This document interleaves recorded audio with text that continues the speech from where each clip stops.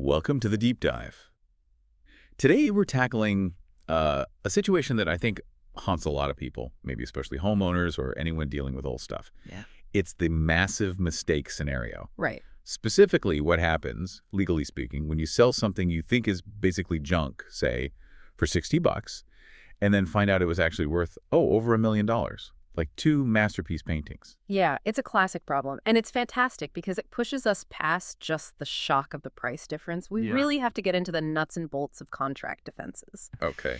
So our mission here is to figure out how the law decides if you can undo that deal, if you can rescind the contract because of that huge value mistake. And to do that, we need a really structured approach. We're focusing on two main defenses: mutual mistake, and then the one that feels more intuitive, maybe, unconscionability. Right, like basic fairness. Kind of, but the core legal fight, it almost always boils down to one critical question. Did the person trying to get out of the deal, did they bear the risk of that mistake happening in the first place? Okay, bearing the risk. That sounds like where the action is. So let's start with that first defense you mentioned, mutual mistake. If both people are wrong about something really fundamental when they make the contract, like what the thing is or what it's worth, when can the law step in and say, okay, deal's off? The main rule here, it comes from the Restatement of Contracts, Section 152. It says you might be able to rescind for mutual mistake if three conditions are met. Three conditions, okay. First, the mistake has to be about a basic assumption, something fundamental that both parties based the whole deal on. Like, they both thought they were dealing with cheap reproductions, not original fine art. Makes sense. Second, that mistake needs to have a material effect on the deal. On the exchange, $1 million versus 60, I think we can agree that qualifies as material. Yeah, definitely. Okay, that seems like a pretty clear path to getting out of the contract then. What's the catch? You said three questions? The third one. This is the hurdle. It's often the deciding factor, honestly. The mistake must not be one where the party asking for relief, the one wanting out, is the one who bears the risk of that mistake. And the rules for who bears the risk are laid out in Section 154. I see. So it's not just about if there was a mistake, but whose fault it kind of was, or who should have known better. Exactly. It shifts the focus from the mistake itself to the diligence, or maybe the lack of diligence of the person complaining. All right, let's put this rule to the test then. This is where it gets real. We need to look at the key case from our source material. Yeah. Nelson v. Rice. So first things first, applying that structured analysis you mentioned, what are the legally dispositive facts? Okay, Nelson v. Rice. It involves the estate of Martha Nelson. Her representatives, Newman and Franz, they hired an appraiser, Mackenzie Larson, for an estate sale. But here's the crucial part. Mackenzie Larson told them straight up, I don't appraise fine art. Okay, so they knew her limitation. They knew. But they relied on her not saying anything about fine art being present. They just went ahead. So Carl Rice comes to the sale, buys two oil paintings for the asking price, 60 bucks. He later gets them checked out. And boom, they're authentic Martin Johnson head paintings, worth a fortune. Wow. Yeah. And they eventually sold for how much? Over $1 million at Christie's. The estate, understandably, sued Rice to get the sale rescinded, arguing it was based on a mutual mistake about the painting's value. Okay. And what was the core legal issue the court had to decide regarding that mistake? The precise legal question was, could the Nelson estate undo the sale because of this mutual mistake of value? Or did the estate itself bear the risk of that mistake, according to Restatement Section 154B? If they bore the risk, then the mistake defense just wouldn't work for them. Got it. So what rule of law did the court use to answer that? Can you state the full rule and maybe break down its key parts, its elements? Absolutely. The controlling rule is the assumption of risk rule under Section 154B of the Restatement. It says, and this is key, a party bears the risk of a mistake when, at the time the contract is made, he is aware that he has only limited knowledge with respect to the facts to which the mistake relates, but treats his limited knowledge as sufficient. Aware of limited knowledge, but acts anyway. Exactly. It basically turns the analysis into looking for whether someone acted with, conscious ignorance. Okay, that rule seems to have two critical parts the court needed to look at. So let's move to the court's elemental analysis. How did the court apply that first element, the awareness of limited knowledge part? The court found this element was definitely met. How? Well, the estate's own representatives, Newman and Franz, knew their appraiser wasn't qualified for fine art. She explicitly told them. Right. Plus, Newman even testified he didn't think there was anything super valuable in the estate besides the house and maybe some Indian art. So their knowledge about the specific value or nature of those oil paintings was, admittedly, limited. They knew they had a gap in their information. Okay, so they were aware they didn't really know what they had, at least regarding potential fine art. That makes sense. Now, what about the second element? Treating that limited knowledge as sufficient. This sounds like the conscious ignorance part you mentioned. Yes, and this is really where the court landed. The representatives knew the appraiser wasn't qualified for fine art, but what did they do? They just relied on her silence. They didn't hire a specialist. They just priced the paintings based on essentially a lack of information. They took a shortcut. They did. The court pointed to Comment C of Section 154, which talks about this directly. If you know your knowledge is limited, but you go ahead and make the deal anyway, you've effectively assumed the risk. The estate failed to take the reasonable step hire a fine art appraiser. By not doing that, they chose to act in the face of their known ignorance. Okay, I see the legal logic. But let me just push back a bit on the fairness, maybe. Rice, the buyer, he wasn't an expert either, right? He just bought them, thinking they probably weren't originals because the price was so low. Yeah. Why punish the seller for not being diligent? But the buyer gets this massive windfall from what was essentially an accident for both sides. That's a really fair question, and it highlights the tension here. The law generally wants to uphold contracts and encourage people to do their homework before making deals. It promotes market stability. Finality. Finality, exactly. If courts easily let sellers rescind deals just because they later found out something was worth more, it could create chaos. So by putting the risk on the estate, the court is saying, look, you were the owner. You had the best chance to figure out what you owned before selling it. You knew you hadn't properly checked, but you sold it anyway. The mistake wasn't the real issue. The issue was the estate's choice to act despite knowing they didn't have the full picture.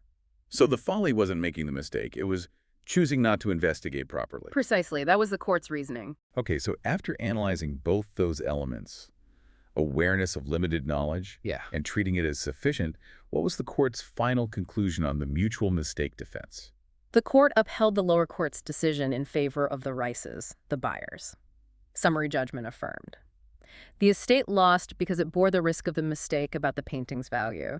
The representatives consciously ignored the possibility of fine art being present.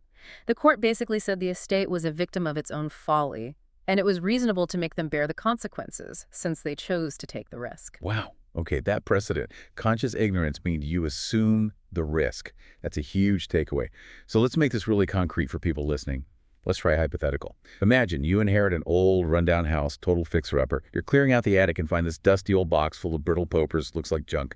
You sell the whole box at a garage sale for, say, $10. The buyer later goes through it carefully and discovers these aren't junk receipts. They're original colonial deeds, maybe signed by someone famous, worth millions. Can you, the seller who sold the box for $10, get that sale undone based on mutual mistake? Based on Nelson v. Rice, almost certainly not. The risk is likely yours. Why? Because if you, the seller, knew, or frankly should have known, that a box of very old papers from an old house might have some historical value, or even if you just didn't bother to look through them at all and just slapped a $10 price tag on it. You treated your limited knowledge, it's just old papers, as sufficient. Exactly. You demonstrated conscious ignorance. You decided $10 was fine without really checking. Now, if you could prove, you'd say, hired a historian who looked through it and they missed it, maybe you'd have an argument.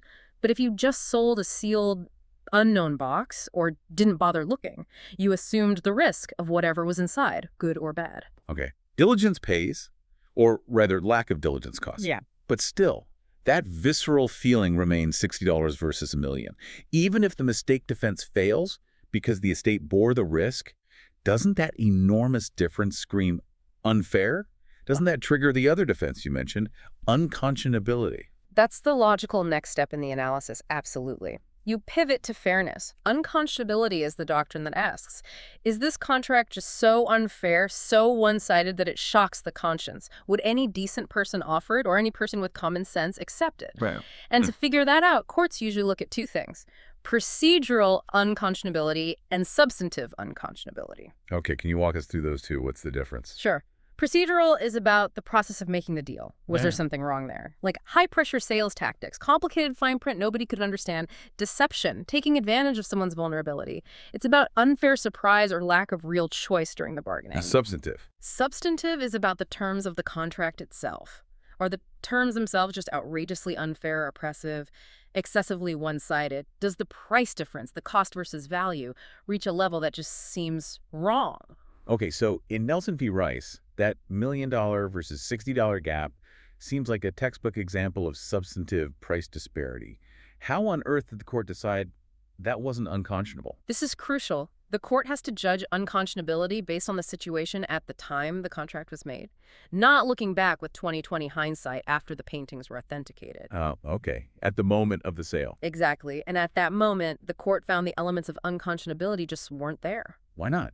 What specific facts led them to say, nope, not unconscionable, despite the huge value difference? Well, first, think about the procedural side. Was there any unfair bargaining process? The court said no. There was literally no negotiation. Right, the estate just set the price. The estate set the price $60. Rice just paid it. He didn't pressure them. He didn't trick them. He didn't hide anything. The seller was entirely in control of setting the terms of that transaction. So no procedural unconscionability. Okay. Second, the substantive side. Yes, the price disparity in hindsight is massive. But at the time the deal was made, since the estate itself set the price based on its own flawed assessment, well, the court couldn't really say the terms were oppressive or unfairly surprising to the estate. Because they came up with the terms themselves. Exactly. The court basically said you can't set your own price based on your own poor investigation, and then later complain that the price you set was unconscionably low. They were reluctant to step in and save the estate from what was essentially just a really bad bargain resulting from their own choices. So even $1 million gap doesn't automatically equal unconscionability if the party complaining was the one who controlled the terms and, well, failed to do their homework. That's the takeaway. The court didn't want to be overly paternalistic, as they put it. The huge difference resulted from the estate's conscious ignorance, not from the buyer exploiting them in the bargaining process. So maybe we can pull this all together.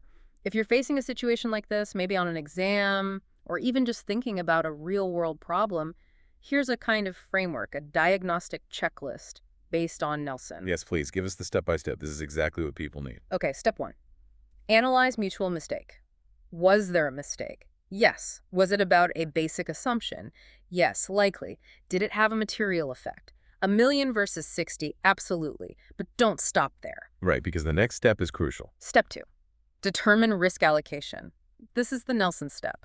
This is usually where these cases are won or lost. Did the party trying to get out bear the risk under Section 154? Specifically, look for that conscious ignorance. Did they know they had limited information but just went ahead anyway? Like the estate using the unqualified appraiser. If yes, the mistake defense probably fails right there. Okay, so risk allocation kills the mistake claim. What's left? Step 3. Analyze unconscionability. Even if mistake fails, is the deal still fundamentally unfair? Remember to look at it at the time of contracting. Was there procedural unfairness pressure, deception, fine print? Was there substantive unfairness, oppressive terms? And critically, if that big price difference came from the complaining party's own lack of diligence and control over the pricing, courts are very unlikely to call it unconscionable. They'll likely just call it a bad bargain. A bad bargain, not an unconscionable one. That distinction seems to be everything. So Nelson v. Rice really drives home that point. Yeah. If you don't bother to figure out what you own before you sell it, the law often says you chose to live with the consequences of not knowing. Precisely. It shifts the focus away from just the outcome, wow, $1 million loss, and puts it squarely on the process. Did you act reasonably and diligently before you made the deal? Okay, so here's a final thought, something for you to chew on after listening. What if Carl Rice, the buyer, hadn't been just some guy? What if he was a well-known expert art dealer who specialized in Martin Johnson head, recognized the paintings instantly, knew the estate reps were clueless, and still just paid the $60? Could the estate then argue that was procedural unconscionability, the expert knowingly taking advantage of their ignorance? Would that have changed the outcome? That definitely adds another layer. It raises really interesting questions about superior knowledge and the duty, if any, to disclose when the information gap is that huge. Something to think about. Indeed. Well, that's all the time we have for this deep dive into contract mistakes, risk, and that $1 million lesson from Nelson v. Rice. We hope this structured breakdown helps you tackle these thorny issues in contract law